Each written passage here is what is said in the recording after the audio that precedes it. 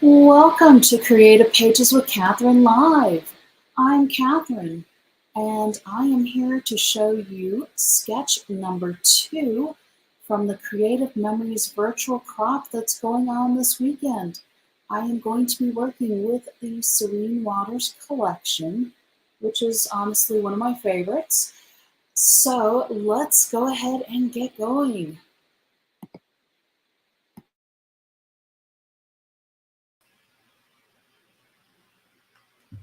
Here we go. So this is our sketch for our second challenge that Creative Memories has put out this weekend.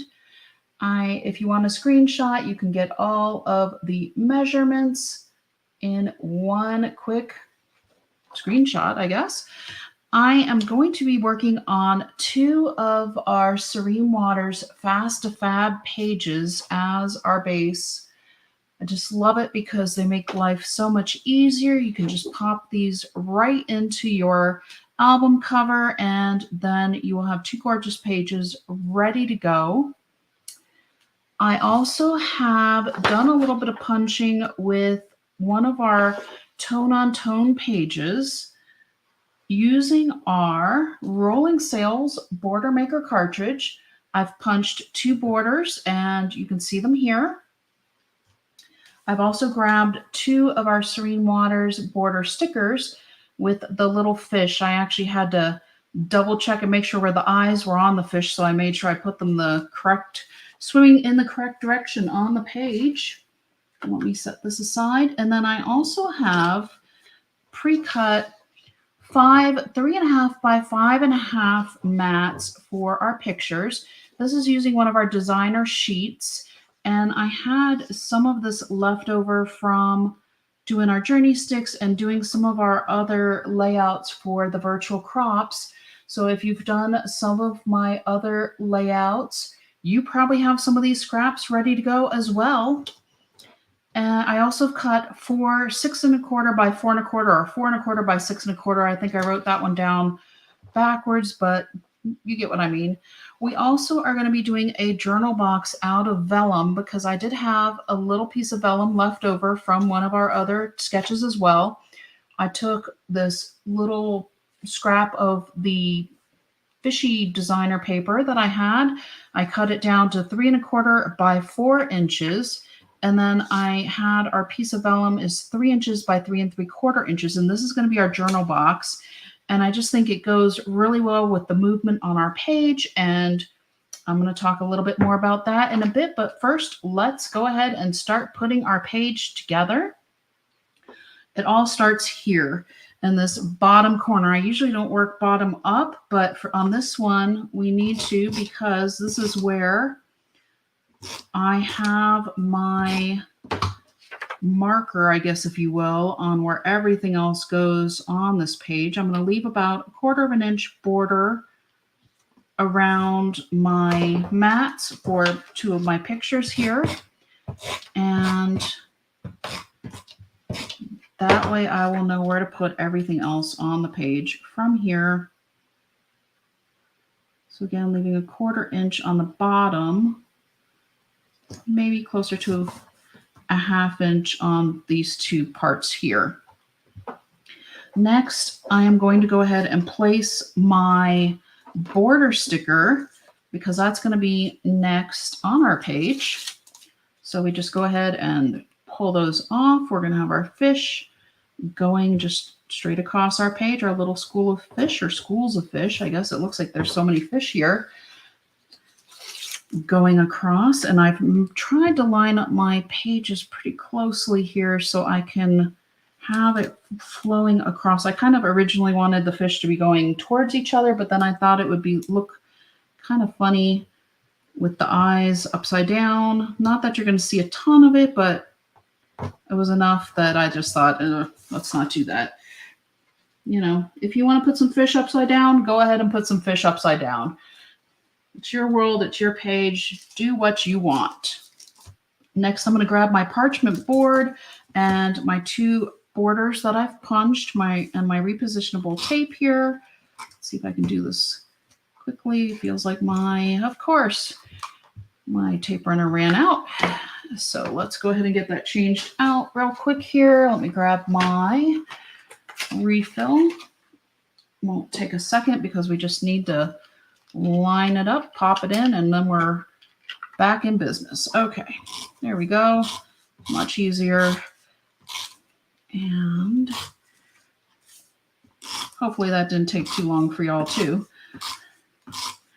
I'm going to go ahead and run most of this across the bottom. I want to make sure I get these edges here at the ends, and I will go ahead and go through and do a couple of the random sales so that way it stays straight on the page, but we will have some of our photo mats overlapping our borders a little bit, so it really, you don't have to get every single sale across your punched parts here of your rolling sales border maker. So this is just going to go here on top of my fish. I did cut this off at 1 inch because this is one of our border maker cartridges that is not a chain. When it says it's a chain, that means it automatically kind of releases from the paper, if you will. But this is one of the ones that stays with the paper. And so I just went ahead and I lined up the top of the sails on my 12-inch trimmer at 1 inch and just gave it a quick cut. So you can see where they have 3 borders or embellishments or what have you running across our sketch. I am choosing to do 2 because I feel like my page has enough other things of interest. And a lot of times in design, you do things in odd numbers, but honestly, I did punch an extra rolling sales border and I looked at it, but it just doesn't work with this page, so I didn't want to use it.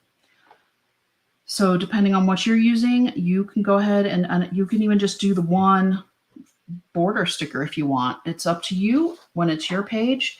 And for me on this one, it just worked with having the 2. It just made more sense. And then also having this other strip up here. But I loved the color and I loved the feel of it. So I have one of my, what was this, 3.5 by 5.5. And then I have my 4 1/4 by 6 1/4, and I'm going to start by putting this one over here. And of course that needs to go down just a little bit. And then this third one's going to go over the top. So when I go to put this third one on, I am going to use the repositionable tape, and I'm only going to kind of hit it in the center. Or you could also take foam squares and do it that way as well. But I want to be able to add pictures later. So in order to make sure I'm able to lift it up easily with my multi-purpose tool to get my pictures on, I'm going to use the repositionable tape. These other ones I'm using my regular tape runner with because those are set on the page and I know I'm not going to be lifting these back up for any reason. We're going to angle this in this way. So you can see where I said how some of the border was going to get covered. And now this one is just going to get a small amount kind of right through the middle here to hold it as a placeholder. And then when I actually get my pictures on, I will go ahead and set it more firmly later. So there's that, because they have 2 pictures layered on here, and I actually really wanted to get 10 pictures if I could, but I didn't want to cover up the sun here. I just thought that the setting sun kind of worked with all of our other, the orange paper I picked. And then also I wanted to show off a little bit more of the sunset on the other side of the page. And of course we had to add our journal box. So I think this just works with, what is it, 9? Yes, with 9 pictures on it. And that's not too shabby. I did add an extra one from what the sketch has suggesting. So let me, here it is. Whew.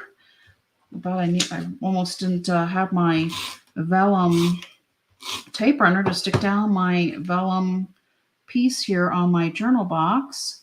So I want to get that centered, and I actually will do a short to show you the difference of using the vellum tape runner versus our repositionable and our traditional on the vellum, so you can see the difference. I mean, you can tell right away when I used the vellum tape runner, it disappeared. You don't even know how this is really sticking down. I'm trying to hold it closer and angling it so that way you can see, you cannot see that vellum tape runner in there at all.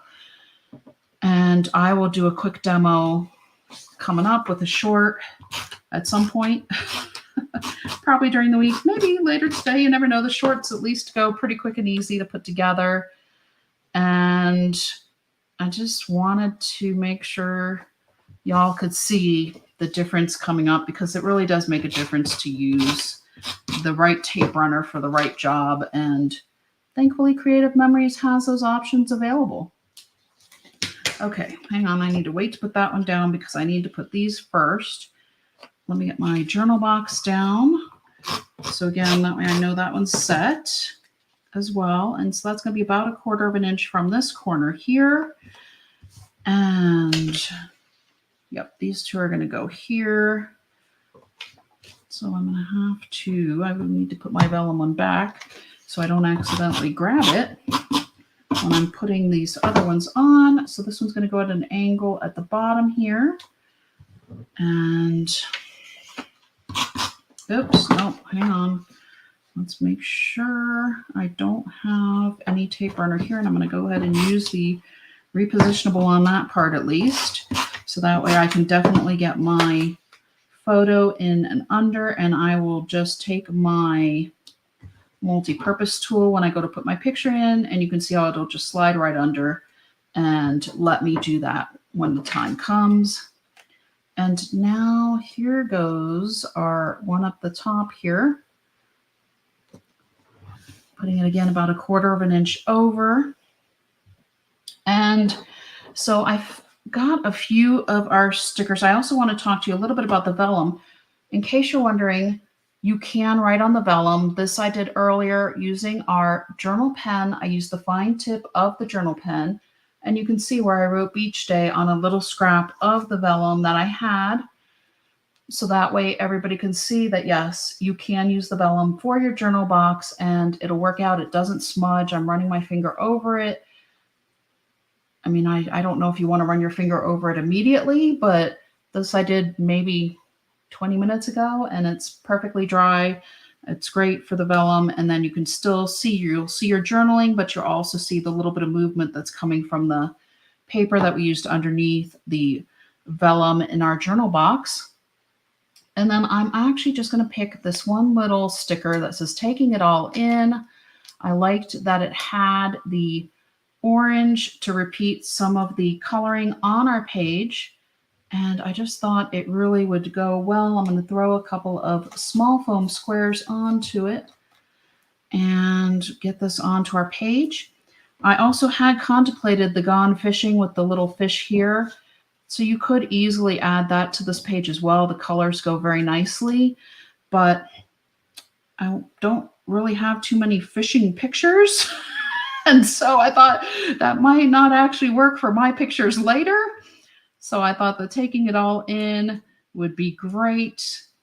And I just love the sailboats. I like it here over this blue area because it almost kind of repeats where you were supposed to put that third piece here. And then on the sketch, it actually has an embellishment cluster up in this area. But we already have on our Fast to Fab this gorgeous sun. So I didn't want to cover that up. And I thought, you know, that's a perfect use for the Fast to Fab to add that extra element to our page. And I don't have to add anything to do it. So there we go. Our pages are done. Sketch number 2 is finished. And it's ready to go into my book. And that is it. Until next time.